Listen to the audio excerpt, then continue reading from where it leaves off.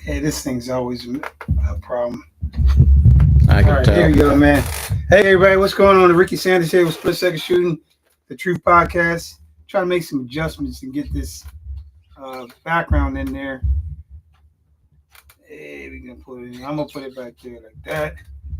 Move this back out here a little bit more, and it should be good.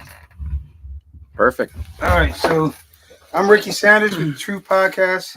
We're gonna talk about a few things with those people who carry concealed weapons. So you've got your CCW, correct? That's correct.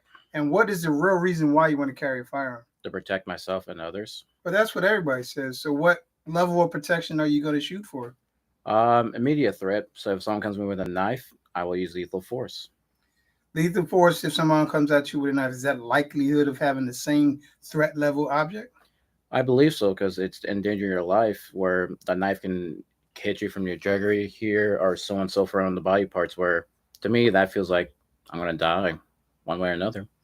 Right. So when you say protect yourself, what about other people? Are you willing to protect someone else that's in harm's way? At first, no, but after realizing my other thinking methods, yes, I would love to do that. But I'm so afraid because if I protect somebody, if I'm in the right or wrong, so I want to ask you those questions. If it's okay to protect somebody? So the consequences of your actions is what you're looking for, making sure that you don't do something wrong based on California standards, correct? Correct. Right. So being in the street with a firearm versus being in the home, is it the same concept for protection? No. Why? Why not? Home is, if I believe the castle doctrine, I mean doctrine, where you're breaking. Sorry about that. You can protect yourself in your home, unless an intruder's coming at you. You can fire. If the person ran away, you can't. Well, same thing in the street as well. So technically, Correct. yes, both sides. Both sides. So if you're on the street and you get attacked by an assailant or individual who wants to cause you harm, you decide you want to defend yourself.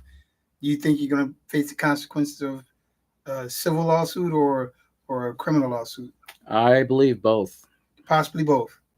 At the end of the day, would you consider it a murder that just took place? No, You shot an individual. They're going to see it as you murdered someone. there's always two sides of the story. You can say I'm the murderer, but do you know what was the cause of it? The factors where the person's trying to put harms in my way. So why should I not protect myself?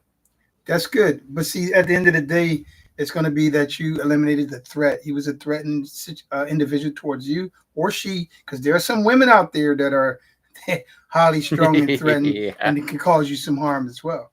So, with that being said, the last question is if, in fact, you have to use your firearm, are you prepared for the consequences that come behind it? Yes, because you're gonna make a judgment where you're taking someone else's life away. You got to think about it carefully.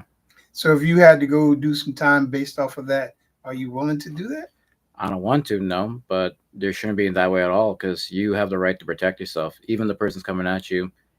If you have to neutralize the person, there's no other way. So, does California have the stand your ground law or self protection law? I want to say somehow both, not neither. Protect your law, yes. Stand your ground, No stand your ground, but self protection, yes. yes. But then you got to look at it as are you protecting yourself in the defense of this individual attacking you out of nowhere, or they just want to, cause harm to you? Both. It could be either someone met me at the carp shop that hated me, or someone just having a bad day want to take it out on somebody.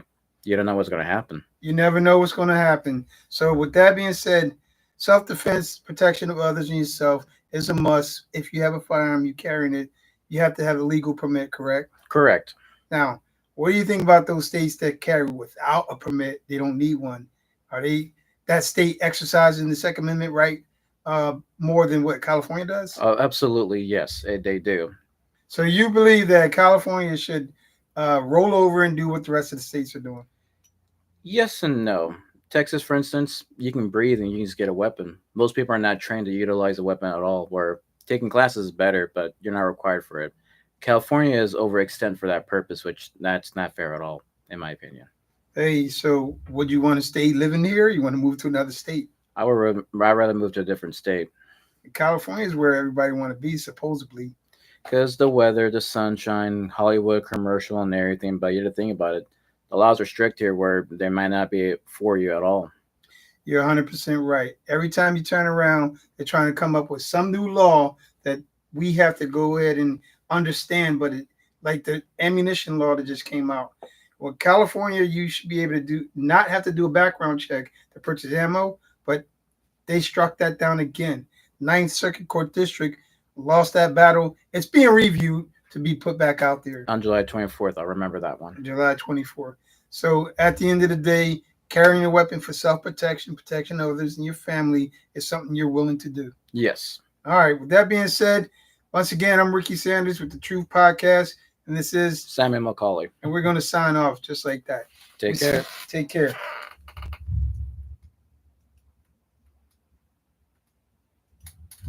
Was that okay? Or